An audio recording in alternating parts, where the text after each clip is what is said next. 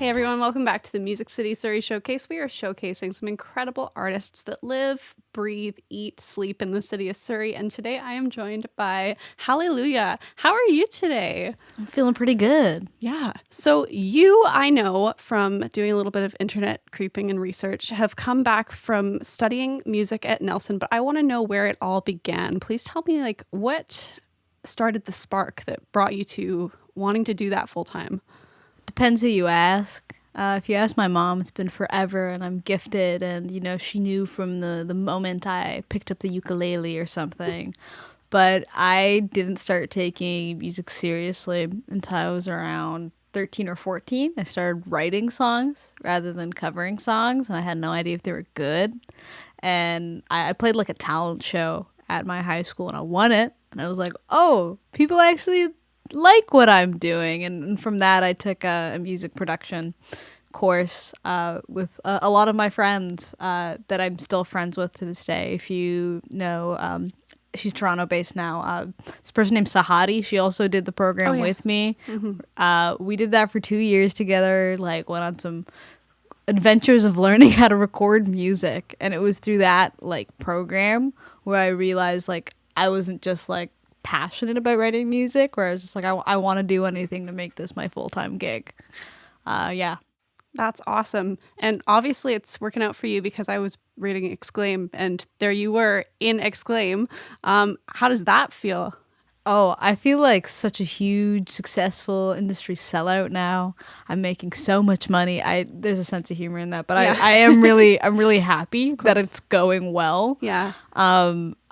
I would say I have a little phrase kind of like, you want to be doing what like 13-year-old you would think is cool in your 20s. I feel like that's like a really good litmus test to see where you're at in life. And I think 13-year-old me would be absolutely hyped to see where things kind of end up going.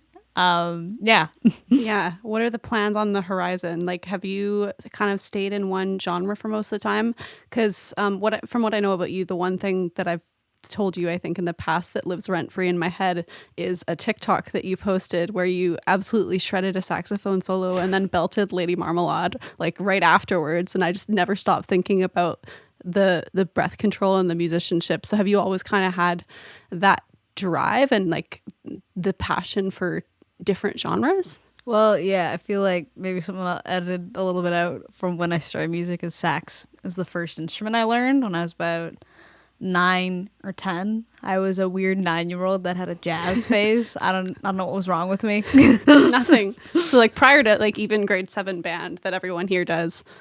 Yeah, I made my mom get me a saxophone and made me get lessons, and I got way too into it for like a 9-10-year-old, honestly. And I fell in love with playing it. I was just like, oh, this is a fun hobby. And I stopped playing for years, and it was going back to music school that kind of got me back into playing sax specifically. But on the kind of music I make, I'm constantly obsessed with reinvention. You're never going to know my next move. It's indie pop right now, but you never know. It's going to be a new metal record. Who knows? Maybe I'll go just completely right back into jazz. It'll be so fun, because I'm so young. I get to decide what kind of music. I'm not going to decide what kind of music I'm making forever right now. It's too much. That's like totally fresh mindset too. And who's to say you can't blend them, like new metal with indie pop? That could be the next record. New metal, jazz, indie pop, electronic. We'll get some hyper pop in there. Yeah. So with all of those possible paths, like who are some of your influences? I listen to a lot of music. I feel like everybody says that, but I'm an unapologetic pop music enjoyer. I feel like people have like a god complex about not listening to pop music. I think that sucks. It's great. It's meant to be great. I feel like a lot of my early exposure to pop music was stuff like Lady Gaga or Janet Jackson, or like what my parents would play. My dad really liked Queen, and I also listened to like a little bit of Nirvana with him when I was an 8-year-old, just head banging.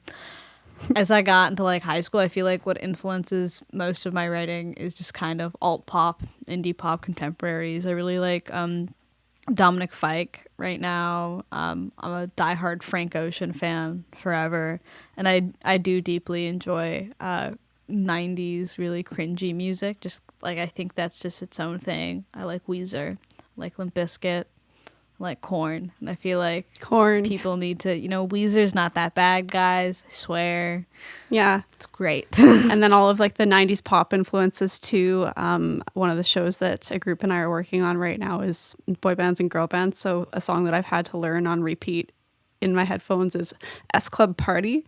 And it's like those vocal ad libs are so cringy and I'm finding myself laughing along, but it's just fun. Yeah, I really want to touch on something that you said about pop music because it really resonated with me is I feel like there is no gray area when it comes to hyper produced pop with the people that either can't stand it or the people that love it.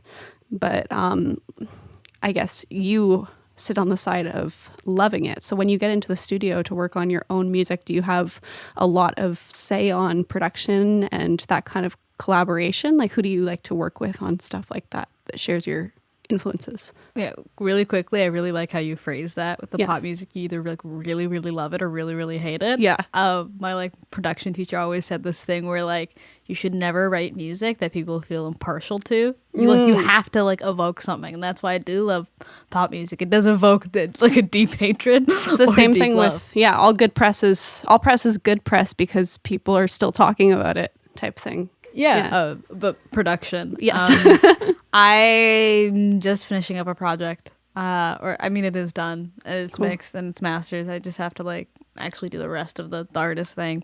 Yeah. I worked on it mostly with Quinn Pickering, which I get to circle back to like my artist story. You remember that talent show that I won when I was 14? I beat Quinn Pickering. We had Quinn here in the first season too. Mm-hmm. He's great. We love Quinn. Maybe it's his villain origin story that he got beat. I think I was like 14, and he was like a couple years older than me at that point. So he's like, I don't know how old he is now. I think he and I are close to the same age. Yeah. Yeah, but I was like 14 and he was like in his senior year or whatever, and I beat him. And we had like a really brief conversation in like the green room. So it was like a school district talent show. Yeah. And like did not talk to each other for years. Like just like I would maybe see him at a show and be like, hi.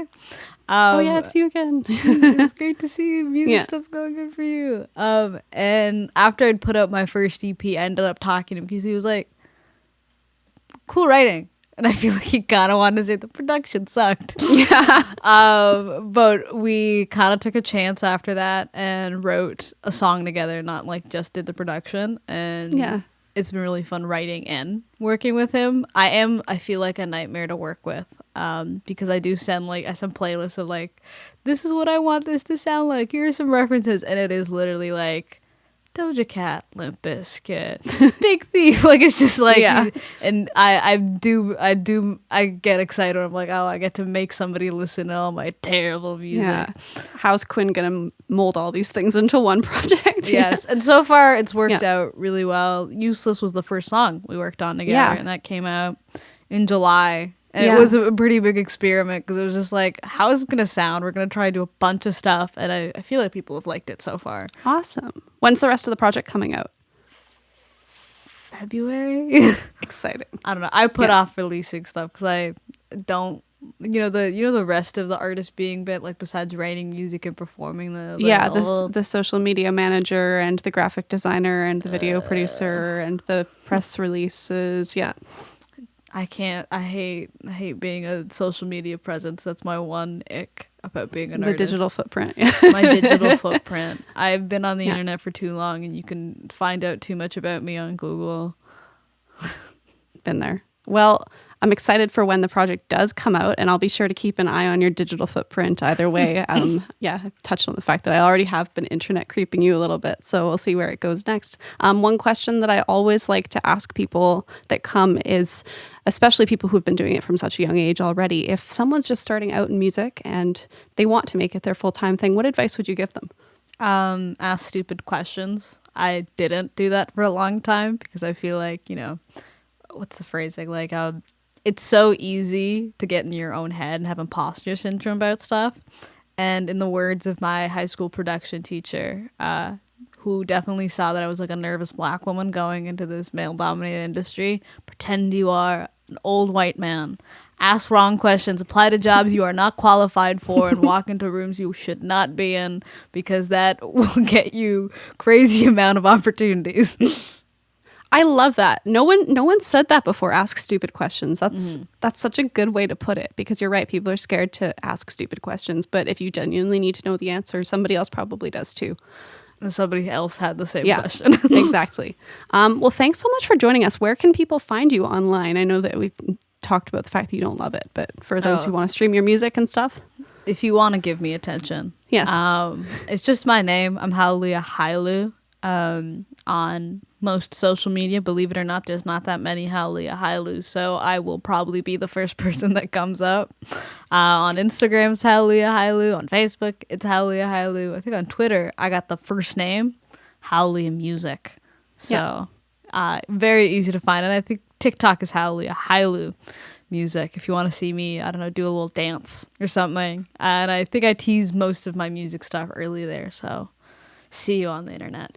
Awesome. See you on the internet, and we'll see you to perform a song with us next year. Thanks so much, Hallelujah, for joining us. This has been an awesome conversation. And to all of you at home in Surrey or across the globe, we are excited to have you come along on this journey with us, and we'll see you in the next episode. I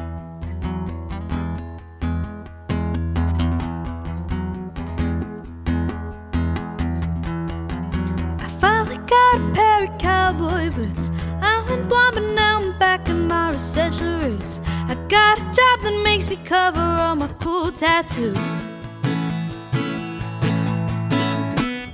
Ever since I moved closer to the mountainside, I haven't seen the rain, but the stars are clear in the sky.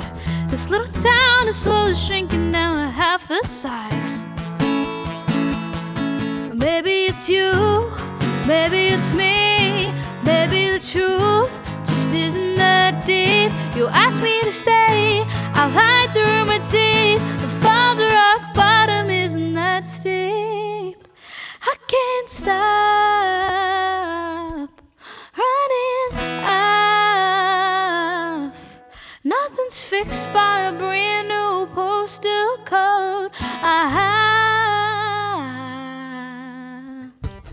Driving Greenwood, I remember back to Baker Street. The cowboy hat kiss at the party that you stole from me. You know it's hard for me to stop and let a good thing be. I doubled down on things I think I said but never meant. I told my therapist I blame it on the government. I'm growing out my hair and slowly losing all my friends. But maybe it's you, maybe it's me, maybe the truth just isn't that deep. You ask me to stay, I'll hide through my teeth. The fall to rock bottom isn't that steep. I can't stop running off. Nothing's fixed by a brand new postal code. I can't stop running off. Nothing's fixed by a brand new postal code.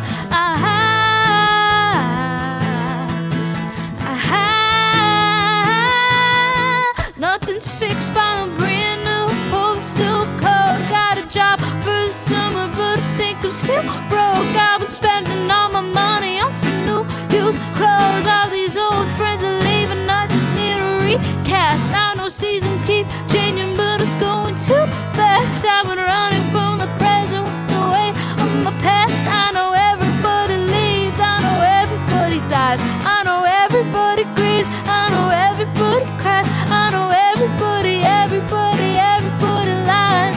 Maybe I can see it, I know everybody tries to, everybody does. Maybe I just never like to. Everybody